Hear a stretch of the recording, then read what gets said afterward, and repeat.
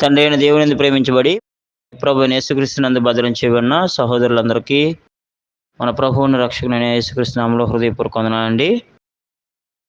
ఈ యొక్క ఆడియో మాటలు వింటున్న ప్రతి ఒక్కరికి నా హృదయపూర్వక అభివందనం తెలియజేస్తూ ఉన్నా. చాలా కాలం తర్వాత మళ్ళీ మనం ఒక ఆడియోను యూట్యూబ్ ద్వారా మనం దేవుని మాటలను ఆలకించుదాం. ఈరోజు మనం ఆలోచించే అంశం పేరు ఏంటంటే, యెహోవా ఎలాంటి దేవుడు? అసలు దేవుడనే సంగతిని చాలామంది, యెహోవా ఒక్కడే దేవుడనే సంగతి చాలామందికి తెలీదు. అయితే ఆయన ఎలాంటి దేవుడో మనం తెలుసుకుంటే, మనము ఆయన మీద ఇంకా నమ్మకము, ప్రేమ, విశ్వాసము, భయభక్తులు పెంచుకునే అవకాశం ఉంటుంది. కాబట్టి యెహోవా ఎలాంటి దేవుడు అనే విషయాన్ని మనం నేర్చుకుందాం. ప్రార్థన చేసుకుని ఈ పాటను నేర్చుకుందాం. పరలోకమందున్న మా తండ్రి, పరిశుద్ధ దేవ, మీకు స్తోత్రం నాయనా. తండ్రి, మీ గ్రంథం తెరిచి మీ యొక్క గ్రంథంలో సుమారు 7,000 సార్లు యెహోవా అనే మీ నామం ఉంటుండగా, ఆ నామం ఎంత గొప్ప నామమో, మీరు ఎలాంటి దేవుడు, సుమారు కృత నిబంధనలో కూడా ఇంచుమించు 232 సార్లు యెహోవా అనే పదం మాకు కనబడుతుండగా, నైనా 66 పుస్తకాల్లో కూడా సుమారు 7,243 సార్లు మీ యొక్క పేరు యెహోవా అనే పేరు ఉంటుండగా, ఇది అందరూ కూడా పలకడం మానేసి, మీ దేవుడు ఎవరు అంటే, మా దేవుడు యెహోవా అని చెప్పకుండా యేసుక్రీస్తు అని చెప్పి, లేకపోతే ఇంకా పరిశుద్ధాత్మ అని చెప్పి, ఇంకా ఎవరెవరి పేర్లు ఎన్నోసార్లు చెప్పి, మీ నామానికి అవమానం తెస్తున్న ఈ యొక్క నామకార్థ క్రైస్తవ్యాన్ని మార్చమని వేడుకుంటున్నాను. తండ్రి, సహాయం చేయండి.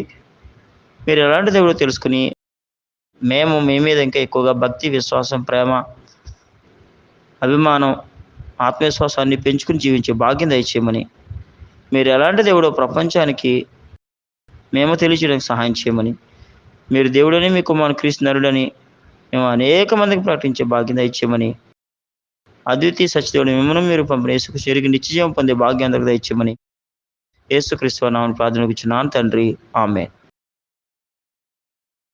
ప్రభునందు ప్రియులారా, యెహోవా ఎలాంటి దేవుడు?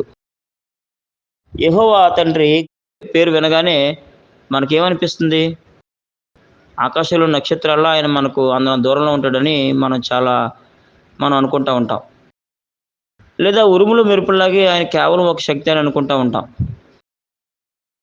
ఆయనకు వ్యక్తిత్వం ఉండదని చాలామంది అనుకుంటారు. అసలు యెహోవా ఎలాంటి దేవుడు? ఆయన ఎలాంటి దేవుడో బైబిల్ చెప్తుంది. అంత మాత్రమే కాకుండా ఆ యెహోవా దేవుడు మన మీద శ్రద్ధ చూపుతున్నాడని కూడా పరిశుద్ధ గ్రంథం మనకు చెప్తుంది. మన దేవుని ఎందుకు చూడలేమంటే, మొదటగా మనం ఎందుకు చూడలేమంటే, ఆయన అదృశ్యుడు అనే వాక్యం చెప్తుంది.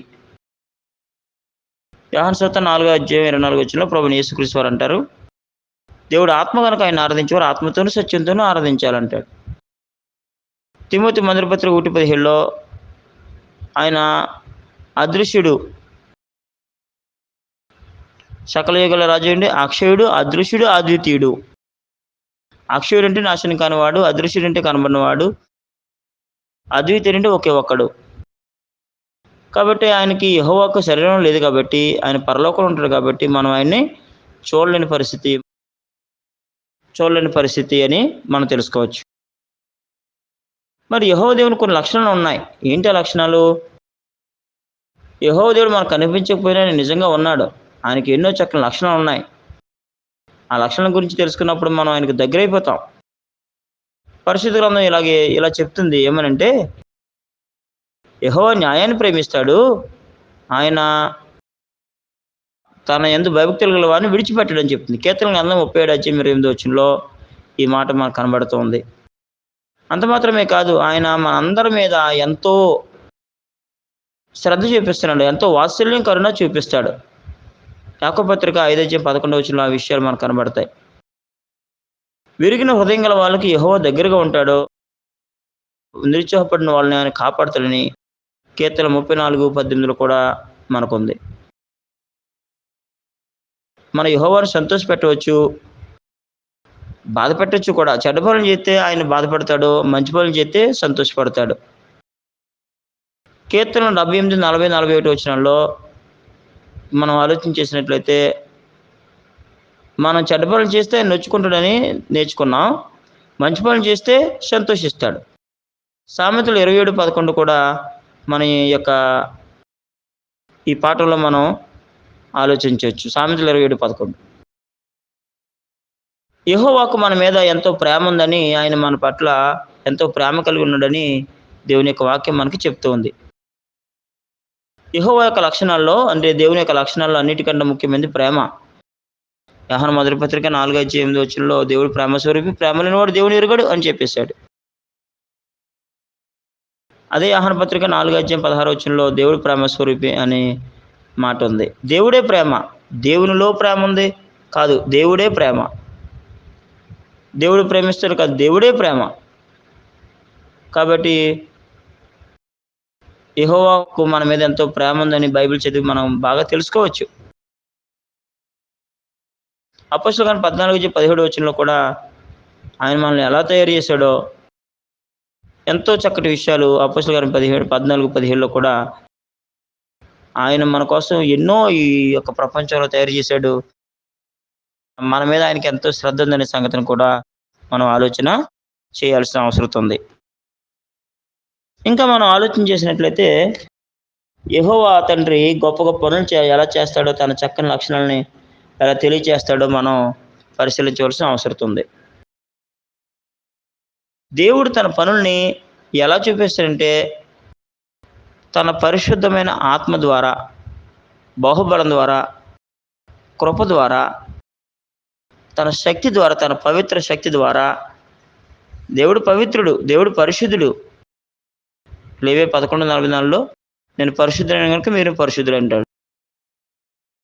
పేతురు మొదటి పత్రిక 1:14 వచనంలో నేను పరిశుద్ధుని కనుక మీరు పరిశుద్ధులైన, సమస్త ప్రవర్తన యందు పరిశుద్ధులైనడే అని చెప్తాడు. కాబట్టి ఇక్కడ మనం ఏం చేయొచ్చు అంటే, దేవుని యొక్క పరిశుద్ధాత్మ అంటే ఏంటో మనం తెలుసుకోవాల్సిన అవసరం ఉంది. తెస్సలోనికీయులకు మొదటి పత్రిక 4:8లో మీకు తన పరిశుద్ధాత్మనే చెప్తాడు. ఎఫెసీ 4:30లో దేవుని పరిశుద్ధాత్మను దుఃఖపరచుకున్నాడు. దేవుని పరిశుద్ధాత్మ. కాబట్టి దేవుడు పరిశుద్ధుడు. ఆ పరిశుద్ధుడికి ఏముంటుందంటే పరిశుద్ధమైన లక్షణం ఉంటుంది, కాబట్టి పరిశుద్ధత ఉంటుంది. కాబట్టి ఆ దేవుని పరిశుద్ధతనే పరిశుద్ధాత్మ అని సంబోధించారు బైబిల్ లేఖికులు. కానీ అర్థం చేసుకునే శ్రోతలు మాత్రం వేరే దేవుడు అని అనుకున్నారు. పరిశుద్ధాత్మ అంటే వేరే దేవుడు అనుకున్నారు. కాదు కాదు. యెషయా గ్రంథం 63:10-12 కూడా పరిశుద్ధాత్మ అంటే దేవుని పవిత్ర శక్తి, దేవుని ఆత్మ. Spirit of God, God is spirit అన్నాడు. కాబట్టి పరిశుద్ధాత్మ అంటే వేరే దేవుడేం కాదు. దేవుడే తన శక్తి ద్వారా, తన కృప ద్వారా, తన ప్రభావం ద్వారా కార్యక్రమాలు చేస్తాడు. లోకసువార్త 11:13లో అడిగితే పరిశుద్ధాత్మ శక్తినిస్తా అంటే ఆయన ఎలాంటి పవిత్ర శక్తో. లోకసువార్త 11:13 చాలా ప్రాముఖ్యమైన వచనమండి.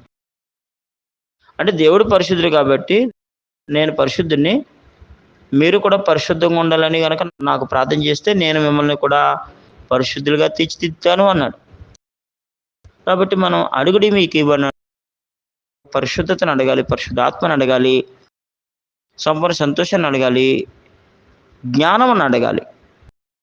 మనం ఏం అడగాలో తెలుసుకోవాలి. మనం దేవుడు మనల్ని ఏం అడగమన్నాడో తెలుసుకుని మనం అడగాల్సిన అవసరత ఉంది. అపోస్తలుల కార్యం 2:17 కూడా అక్కడ పరిశుద్ధాత్మ కార్యక్రమాలు చేస్తానని చెప్పి, అంటే దేవుడే కార్యక్రమాలు చేస్తున్నాడు అక్కడ. పరిశుద్ధాత్మ అంటే వేరే కాదు. యెహోవా తన పవిత్ర శక్తిని ఉపయోగించి, అంటే తన పరిశుద్ధాత్మను ఉపయోగించి గొప్ప గొప్ప పనులు చేస్తాడు. కీర్తనలు 33:6, పేతురు 2వ పత్రిక 1:20-21 వచనాలను మనం ఈ సందర్భంలో ఆలోచన చేయొచ్చు. కీర్తన 33:6 వచనంలో కూడా చక్కటి విషయాలు ఉంది. ఊపిరి అనే పదం ఉంది. ఆ ఊపిరిని ఏమన్నాడంటే తన పరిశుద్ధాత్మ అన్నాడు. ఊపిరి అనే పదం ఉంది, తన పరిశుద్ధాత్మ అన్నాడు. దేవుడు అనేటువంటి యెహోవాకు చక్కని లక్షణాలు ఉన్నాయి.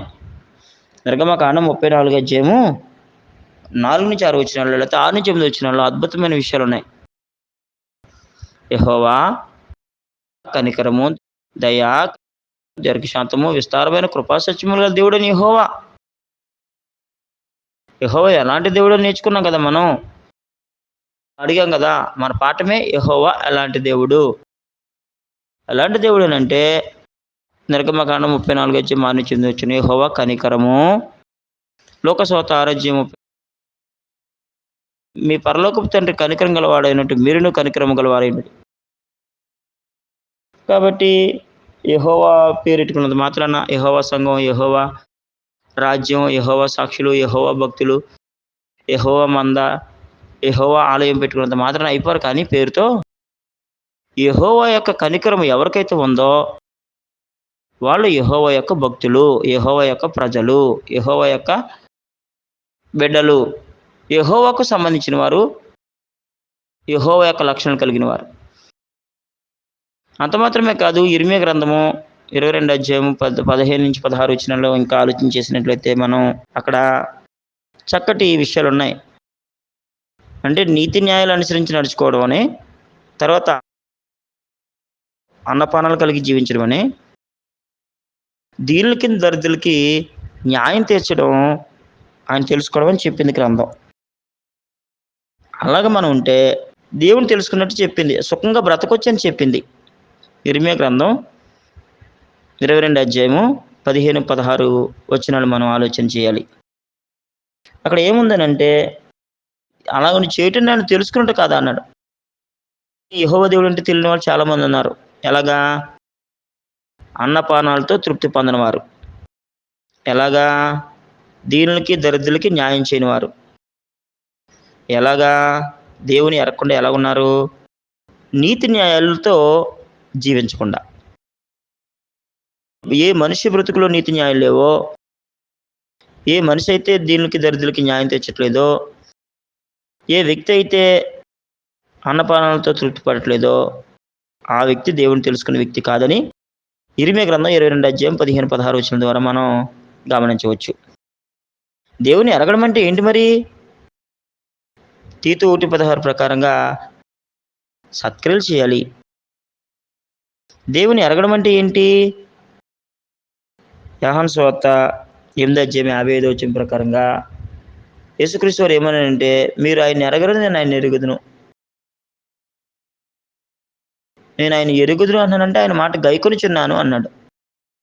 కాబట్టి ఎరగడం అంటే ఆయన చెప్పింది చేయడం. అదే అన్నారు యేసుక్రీస్తు వారు, ప్రభువా ప్రభువా నన్ను పిలిచి ప్రతివాడిని పరలోక రాజ్యంలో ప్రవేశింపడు గాని పరలోకమందున్న నా తండ్రి చిత్త ప్రకారం చెవుడు ప్రవేశించును.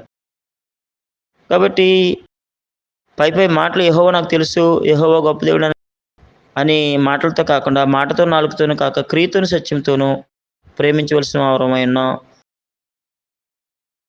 యెహోవా యొక్క దయ, యెహోవా యొక్క కనికరము, యెహోవా యొక్క దీర్ఘశాంతము, యెహోవా యొక్క కృపా సత్యములు మనం కూడా కలిగినప్పుడు అప్పుడు మనం జకర్యా 12:8 ప్రకారంగా యెహోవా వంటి వారు అవుతాం. అప్పుడు మనం ఎఫెసీ పత్రిక 5:1 ప్రకారంగా యెహోవాను పోలిన ప్రియులైన పిల్లవలే ఉంటాం. పేతురు 2 పత్రిక 1:3 ప్రకారంగా అప్పుడు దేవుని ఆయన లక్షణాలు కలిగినప్పుడే, ఆయన స్వభావం కలిగినప్పుడే మనం ఆయన స్వభావంలో పాలువారు అవుతాం. ఆయన ఎలాగైతే నీతిమంతుల మీద అనీతిమంతుల మీద వర్షం కురిపించి మంచివారి మీద చెడ్డవారి మీద ఎండ కాయించాడో, అలాగే మనం కూడా అందరినీ సమానంగా చూసినప్పుడు ఆయన లాంటి పరిపూర్ణత మనకు వస్తది.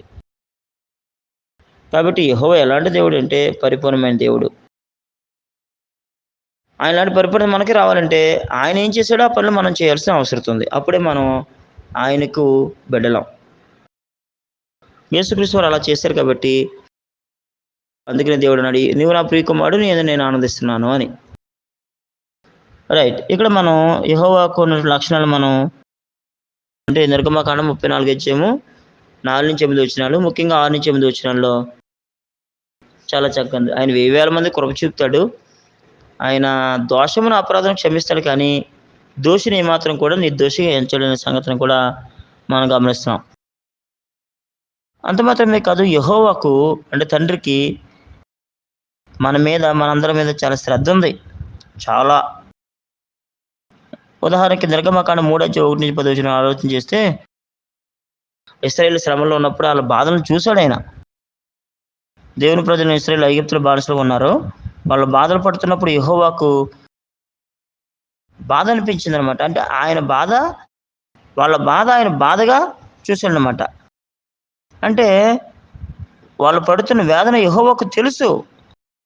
తండ్రికి తెలుసు. కాబట్టి 7, 8 వచనాల్లో ఏముందంటే, మనుషులు బాధపడుతున్నప్పుడు యెహోవాకు బాధ అనిపిస్తుందనమాట 7, 8 వచనం ప్రకారంగా. కాబట్టి తన ప్రజలకు, తన మనుషులకు సహాయాన్ని చేయాలనే కోరిక యెహోవాకు ఉన్నాయి ఖచ్చితంగా.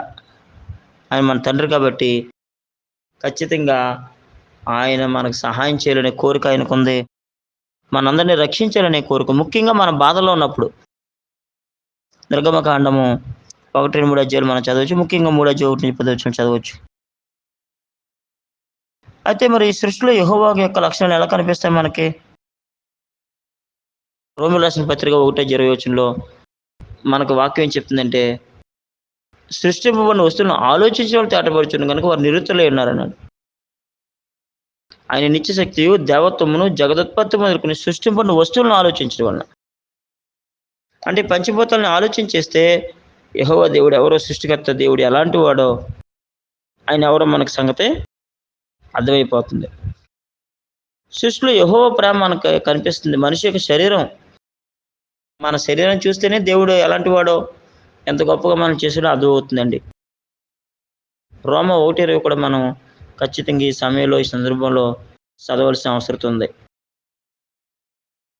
కొంతమంది దేవుడు ఏమనుకుంటారంటే వ్యక్తి కాదు, ఆయన ఒక శక్తి అనుకుంటారు. ఆయన వ్యక్తి, అంత మాత్రమే కాదు. ఆయనకు శక్తి ఉంది. ఆ శక్తినే పరిశుద్ధాత్మ అన్నారు. కాబట్టి దేవుణ్ణి మనం అర్థం చేసుకోవడానికి ప్రయత్నం చేయాలి. యెహోవా ఎలాంటి దేవుడు? ఎలాంటి దేవుడంటే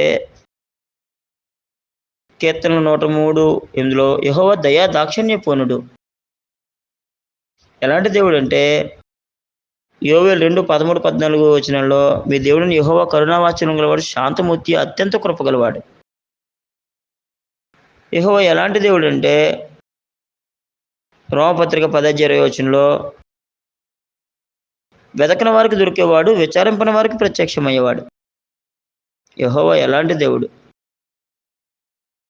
నీతిమంతుల మీద, అనీతిమంతుల మీద వర్షం కురిపించి, మంచివారి మీద, చెడ్డవారి మీద ఎండ కాయించేవాడు. యెహోవా అలాంటి దేవుడు.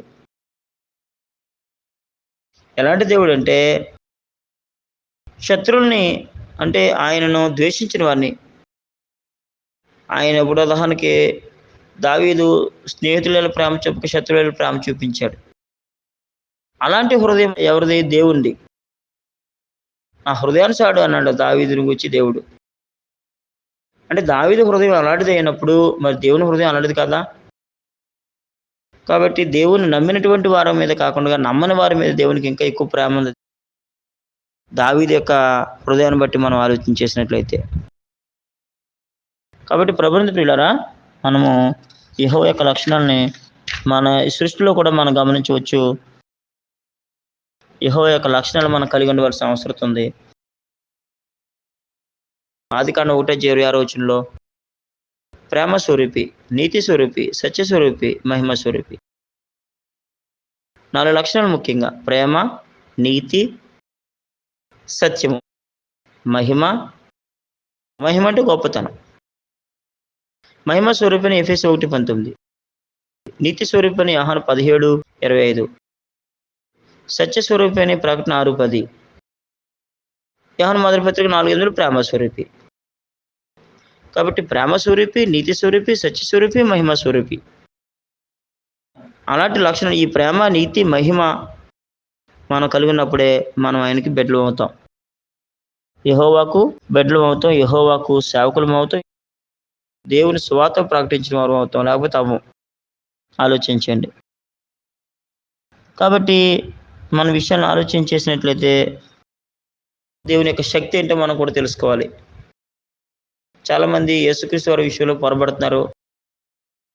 పవిత్రాత్మ ఏంటంటే పవిత్ర శక్తి అని, లేకపోతే దేవుని పరిశుద్ధమైన శక్తి. పరిశుద్ధ ఆత్మ 6 అక్షరాలు. పూర్ణతకు యాడ్ చేస్తే పరిపూర్ణత అంటే కంప్లీట్ మొత్తం అన్నమాట అండి. పరిశుద్ధుడు, శుద్ధుడు అంటే చాలా ఏ కలంకం కల్మషం లేనివాడు. పరిశుద్ధుడంటే ఇంకా ఎక్కువ. ఇప్పుడు పరిశుద్ధ ఆత్మ, ఆత్మ అంటే మహిమ. కీర్తనలు 16 ప్రకారంగా ఆత్మ అంటే మహిమ, గొప్పతనం. మహిమ అంటే గొప్పతనం. ఎలాంటిదంటే ఆ గొప్పతనంలో కల్మషం, కుళ్ళి, కుశుద్ధి ఏమీ లేదు. శుద్ధమైంది అంటే నిర్మలమైంది, యథార్థమైంది, మచ్చ మాయ లేనిది, కళంకం కల్మషాలు లేనిది. ఏంటి? దేవుని గొప్పతనం, దేవుని మహిమ. పరిశుద్ధ ఆత్మ, పరి అంటే ఎక్కువ, ఎక్కువ అన్నమాట అండి. పూర్ణుడు, పరిపూర్ణుడు. పూర్ణుడు అంటే చాలా గొప్పవాడు, అంటే ఏ యొక్క లోపం లేనివాడు. పరిపూర్ణుడు అంటే ఇంకా ఫుల్ఫిల్, పెర్ఫెక్షన్ అంటే సంపూర్ణము, పరిపూర్ణము. ఆ మాటని మనం చాలామంది అర్థం చేసుకోక పొరబడుతున్నారు చాలామంది. కాబట్టి ఈ యొక్క వాక్యాలన్నీ కూడా మీరు విని దేవుని యొక్క వాక్యాన్ని బాగా నేర్చుకుని యెహోవా ఎలాంటి దేవుడో తెలుసుకుని, అలాంటి ఆయనగా ఆ యెహోవా ఎలాంటి దేవుడో జకర్యా 12:8 ప్రకారంగా ఆయన లాంటి వారుగా మనం ఉండాలని, ఆయన కుమారు లాంటి వారుగా మనం ఉండాలని కోరుకుంటూ నా మాటలు ముగిస్తున్న మీ అందరికీ నా హృదయపూర్వక వందనములు.